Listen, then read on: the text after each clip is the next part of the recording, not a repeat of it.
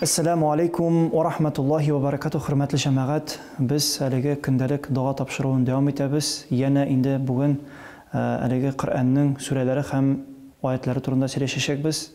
Инде бүгенге чыгарылыш ул әлеге Коръәннең икенче бер сүрәсе, ул шулай ук Бакара сүрәсенең 284-нче аяты турында булыр. Хәзер ул аятны укыйбыз. أعوذ بالله من الشيطان الرجيم بسم الله الرحمن الرحيم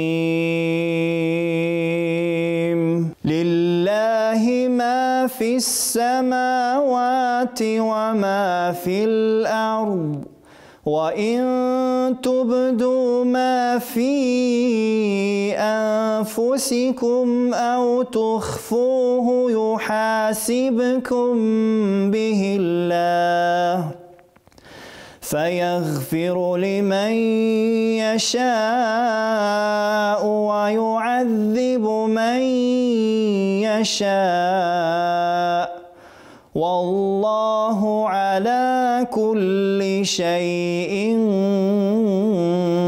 قدير. Күкләрдә һәм җирдә булган һәммә нәрсә хәкимлек һәм ия булу җәһәтеннән Аллаһныкы гына.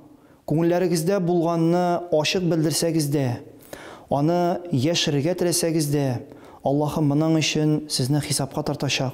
Ул теләгән кешене ярлыкар, теләгән кешегә газап бирер һәм Аллаһ Тәгаләнең һәр нәрсәгә көче җитәдер. Аузу биллаһи минәш шәйтанир раҗим. Бисмиллаһир рахманир рахим. Лиллаһи ма фис самавати ва ма фил ард. Ва ин тубду ма фи анфусикум ау тухфуһу юхасибкум бихиллаһ. Фаягфиру лиман яшаъ ва ю'адзибу ман яшаъ.